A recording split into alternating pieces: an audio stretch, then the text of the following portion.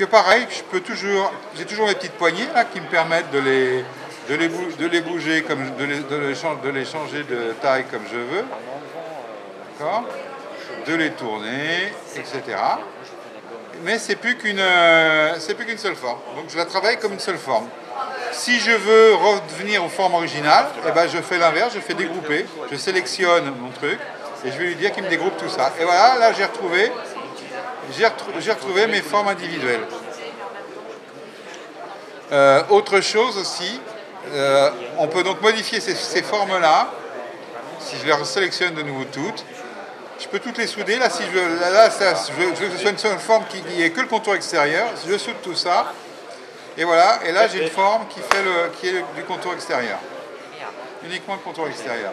Alors, on peut faire des choses plus sioux, je ne vais pas m'étendre là-dessus.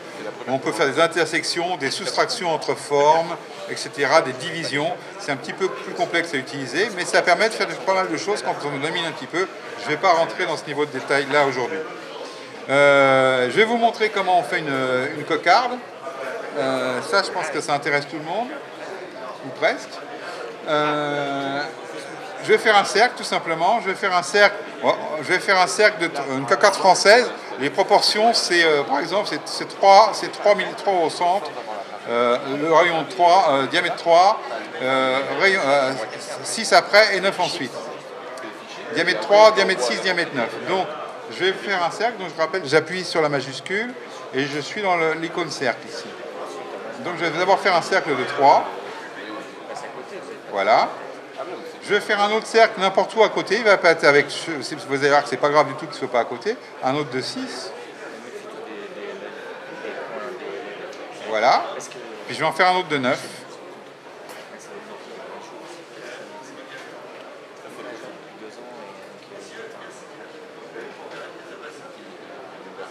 J'aurais dû faire des zooms plus forts pour que ce soit plus facile à faire. Voilà, déjà c'est pas mieux. Et là, vous allez me dire, ma cocarde, elle a une drôle de gueule, hein, mais c'est pas grave. En fait, j'ai un outil qui permet de me centrer tout ça. Donc, je vais sélectionner tout simplement les 3 cercles. Alors, attendez, je vais retirer l'option de quadrillage parce que je ne veux pas forcément que ce soit aligné sur le quadrillage maintenant. Voilà. Et je vais aligner mes 3 cercles en faisant tout simplement centrer. Voilà. C'est magique, j'ai ma cocarde. Alors, en plus, donc, comme je vous ai expliqué tout à l'heure, si je ne le groupe pas, si je veux la déplacer, je ne déplace qu'un cercle. Donc, ce que je vais faire, je reviens en arrière, je la remets comme ça, et en fait, je vais grouper, je resélectionne l'ensemble, et je vais grouper pour dire que c'est qu'une seule entité, et voilà. Là, j'ai ma cocarde, qui est un seul élément, et que pareil, si je veux modifier son diamètre maintenant, le diamètre extérieur, je peux la modifier comme je veux ici. D'accord? Donc là, à partir de cette petite cocarde que j'ai fait en même pas 2 minutes, je peux faire toutes les tailles de cocarde que je veux. Et après, je peux les disposer sur ma feuille de découpe de la façon dont je veux. Donc voilà. Et si je veux en faire toute la page, en plus j'ai des trucs pour faire tout ça. Alors oui, quand même, un truc quand même qui est intéressant à faire aussi quand on fait une cocarde, surtout si on veut utiliser la partie. Là c'est le masque en fait. Si on veut utiliser la partie pochoir notamment, ou même pour le découper du film, c'est bien de faire un carré autour. Donc je vais faire un carré autour. Donc toujours travailler, le plus simple c'est de travailler au zoom le maximum. Hein. Parce que c'est là où on a le plus de précision après pour travailler, donc je zoome. Bon, je vais redézoomer un peu parce qu'en fait il faut que je fasse le carré autour. Je vais faire un carré. Un carré, je dis. Un carré comme ça. Pareil, je vais recentrer. Oula, pardon, ça c'est une bêtise, c'est pas grave, je reviens en arrière. Je sélectionne les deux de façon à tout recentrer. Voilà, comme ça me centre ma cocarde au milieu du carré. Je fais un groupé pour avoir qu'une seule entité. Et voilà, j'ai une seule entité. Je vais revenir en arrière sur mon A4 de découpe, là.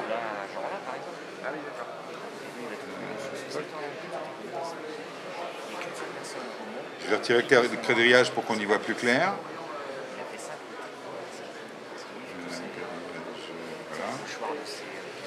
Et puis je vais faire... je peux en mettre plein la page si je veux. Remplir la page par exemple.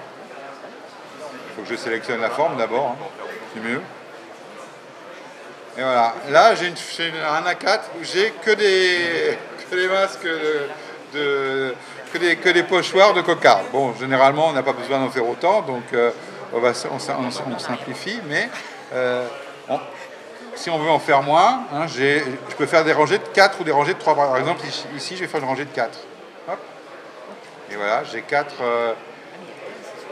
découpes de pochoirs que je peux envoyer à la machine.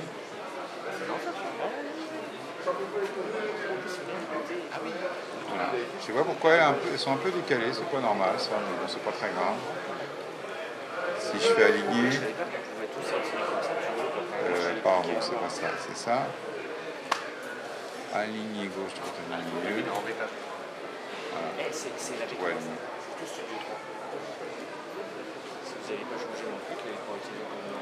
Voilà.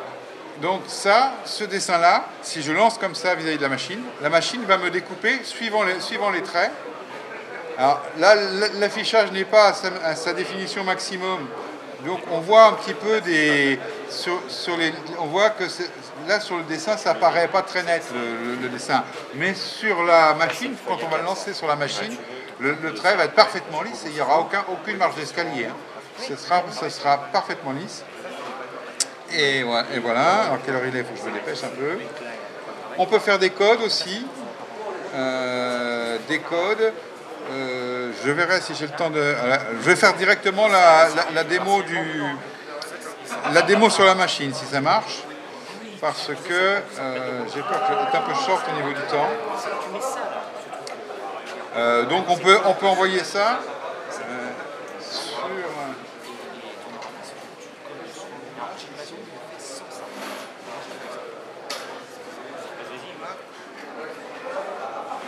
Donc ça c'est un support adhésif sur lequel je vais positionner mon film. Ça c'est le film Oramasque. Ça c'est légèrement adhésif, ce qui fait que ça permet de fixer mon Oramasque dessus. Je vais allumer la machine.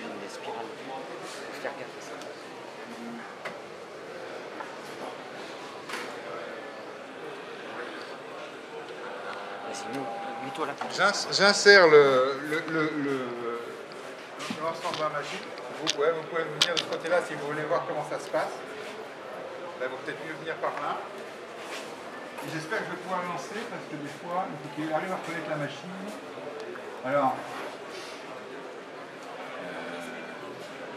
là, il y a vous pouvez regarder en même temps derrière le truc. Donc, là, c'est pour lancer la découpe.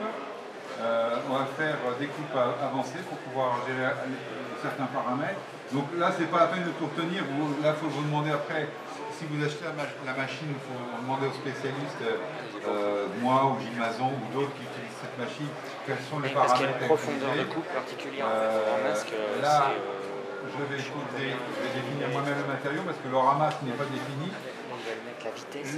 Il faut simplement régler une profondeur de coupe de la lame ici. Moi généralement je la mets à 2, mais ça peut varier suivant les machines et suivant les ordinateurs. Donc il faut faire des essais, c'est une méthode un peu empirique pour voir si ça marche.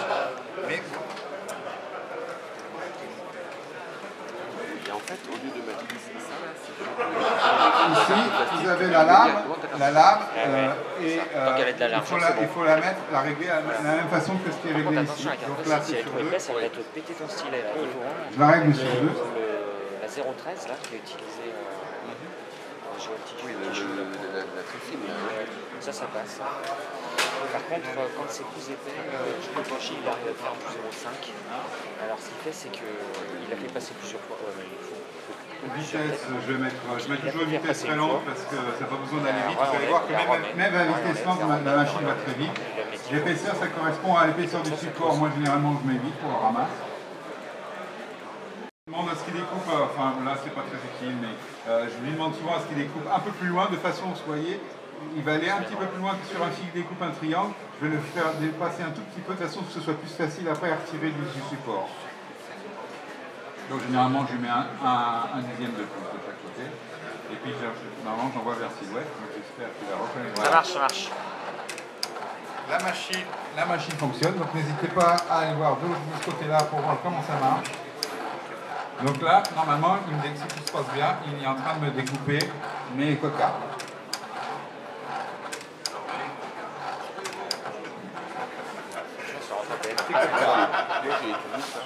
Tu veux que je t'enregistre là aussi?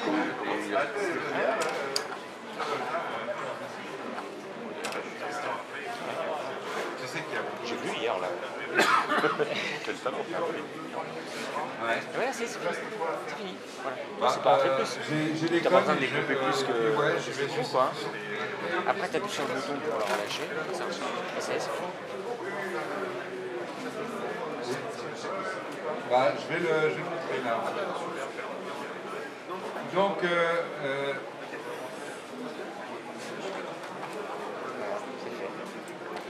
Alors, par je sais contre, pas si les regarde paramètres cette étape qu'il est en train de c'est faire. pas Ça, ma c'est machine, très emmerdant. c'est pas mon PC, Si donc le truc est très collant, regarde, il a tout ça déformé, peut le varier reste, suivant les ça. PC. Tu vois. Parce que quand c'est trop collant, quand Là, c'est neuf, je le pense truc là, que les ça paramètres te ne sont nique pas tout. adaptés à cette machine-là. Je vais Voilà. montrer. Alors moi, je fais pas comme Vous avez vu comment ça fonctionne? Je laisse sur son Je vais vous montrer le même je les type de enlève à la choses que pince, j'ai fait les sur masques, ma machine. directement. Donc Comme ça, c'est vous pas voyez, là j'ai retiré je t'assure vraiment une que c'est partie pas de cette cocarde, là je l'ai mis là pour qu'on voit bien. Hein. Donc, C'est la raison pour laquelle j'ai... à partir de fichiers qu'on va scanner, par exemple, on peut scanner une planche de décalque et essayer de la refaire en pochoir.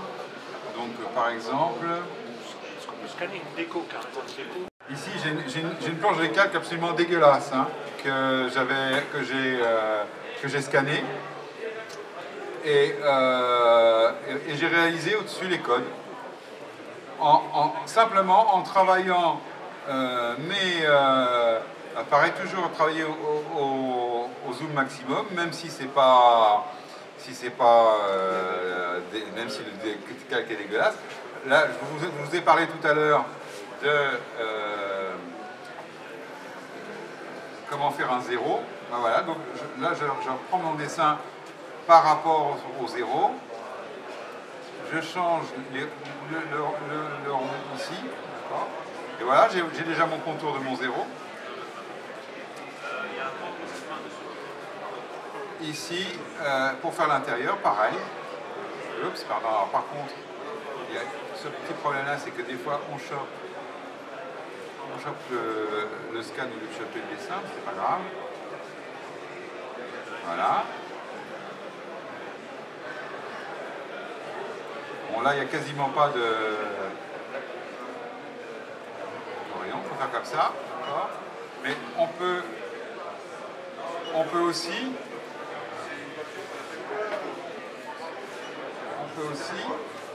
prendre celui-ci et faire comme un copier-coller, CTRL-C, CTRL-V, pour ceux qui connaissent le copier-coller, je ne sais pas pourquoi il bégaye, mais bon, c'est pas grave. Copier-coller de Windows classique, quoi. Et puis ça, en fait, je vais retirer ça, c'est facile. Et bien, pareil, je peux le modifier comme ça. Je mets ça ici pour voir.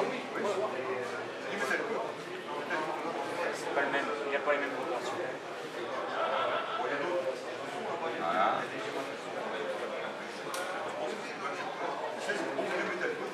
Il faut le faire plus étroit.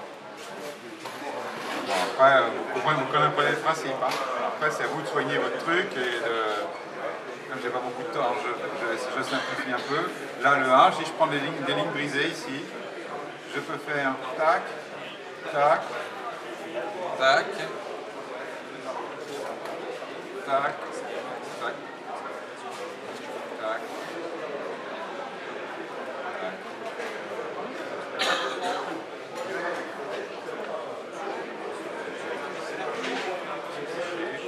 Et que si je suis pas content de mon truc, pareil, je peux modifier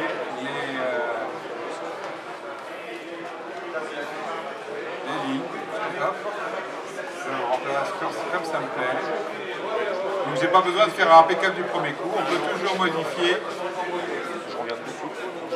de façon. Et puis on peut aussi créer des lettres directement avec des polices de caractères. On peut trouver des polices de caractères, par exemple, sur la RAF, sur les codes US, etc. On peut les télécharger facilement dans Windows. Et normalement, ils apparaissent ici. Et par exemple, si je fais un truc Arial bête et méchant, ici, on va mettre là. Ici, texte. Voilà, il me fait directement dans la forme que je veux, il me fait le texte que je veux. Et toujours pareil, ce texte, je peux le bouger, le modifier, le rotationner, etc. Okay. On peut faire aussi, pour finir, on peut faire des choses très, très complexes avec des courbes carrément. Je vais retirer ça. Voilà. On peut faire des courbes.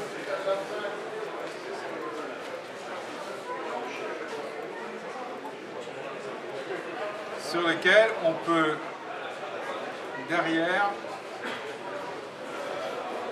on peut retravailler comme on veut. On peut, là c'est tout, on voit que c'est tout en cours, mais on peut faire des cassures, des angles. Là j'ai dit que je vais à un ordre ici, et je vais enlever ce qu'on appelle les tangences pour ceux qui ont fait un petit peu de maths.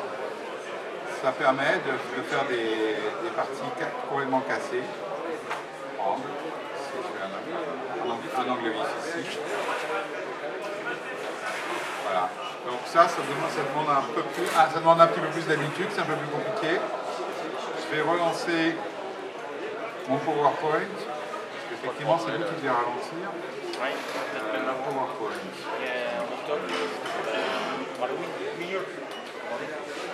C'est lui. Je dois faire un pochoir pour carton d'anniversaire à l'invitation. Les enfants, les enfants chacun pour vous. Ouais, ça va pas aller. Ah zut, trop vite. Voilà. Là. Donc je vais vous montrer ce qu'on, pour terminer, pour conclure, je vais vous montrer ce qu'on peut faire avec des formes beaucoup plus complexes. Voilà, ça c'est sur un bouclier d'une figurine au 90 mm. Je m'en suis servi en fait pour ne pas avoir à décalquer le dessin. Le dessin original, c'est une peinture de Raphaël. C'est Saint-Georges qui terrasse le dragon. Pour ne pas avoir à décalquer, c'est toujours difficile de décalquer d'un dessin en plus là le bouclier c'est un pavois, alors c'est pas un bouclier, le pavois il est en plus en relief avec une courbure au milieu là, c'est très difficile. Moi j'ai fait le dessin à partir d'un scan de la peinture que j'ai retracé autour sur le logiciel de la silhouette et j'ai fait un masque donc du dessin et par-dessus à l'aérographe. Donc le bouclier n'était pas en blanc, j'ai posé le masque et à l'aérographe j'ai commencé à peindre l'aérographe le ciel, ce qui m'a laissé la découpe. Après j'ai peint les aplats à l'intérieur du dessin et après tout le travail ensuite est au pinceau. Et donc en retravaillant au pinceau, donc après je fais le dessin complexe. Lui n'est Enfin, en tout cas, moi, je ne sais pas le faire à la graphe, ça. Après, c'est du pinceau. Hein. Et pour obtenir un résultat final qui est celui-ci, et qu'on peut voir sur mon stand, là, sur cette maquette-là, c'est grâce à ça, enfin, c'est pas grâce à la silhouette, parce que quand même, le gros travail, c'est le travail au pinceau, mais ça m'a permis déjà, en termes de proportion du dessin et de mise en place du dessin, d'avoir quelque chose d'assez précis pour ne pas trop me tromper. Si on va sur un avion, là j'ai fait une pin-up, donc c'est pareil, on distingue là en foncé le pochoir, à gauche il y a du texte avec les marques de victoire du bombardier, enfin les marques de bombardement du bombardier, à droite il y a la silhouette de la pin-up, et une fois que j'ai vaporisé ça, l'aplat blanc sur la pin-up, sur le masque, donc là le pochoir n'est pas retiré, c'est pour ça que c'est tout flou, et le jaune sur la partie jaune pour le texte et les marques de victoire, les marques de bombardement. Et une fois que c'est fait sur l'engin, ça, alors après c'est retravaillé complètement au pinceau, hein, la pin-up, ça c'est clair. Mais le jaune, il y a eu quelques petits défauts, des retouches que j'ai refaites au pinceau, mais globalement, c'est quasiment issu de la silhouette le texte là. Worth Fighting For, c'est issu de la silhouette, et les marques de bombardement, c'est issu directement du pchit sur le pochoir de la silhouette. Et donc voilà, c'est pareil, cet avion il est visible sur mon stand. Il y a un autre pin-up d'une autre forme de l'autre côté de l'avion. Et il y a aussi les codes qui ont été faits et les insignes, l'étoile, là, la cocarde avec l'étoile, ça a été fait aussi à partir de pochoirs faire la silhouette. Et en fait, sur cet avion, il n'y a aucun décalque. Tout a été fait soit au pinceau, soit au pochoir, masque. Il y a même les stencils, ils ont été faits au pinceau. Même le filet jaune autour de la cocarde. Le filet jaune, c'est la silhouette. C'est un liseré qui est fait avec un pochoir. Il y a 0 décalque.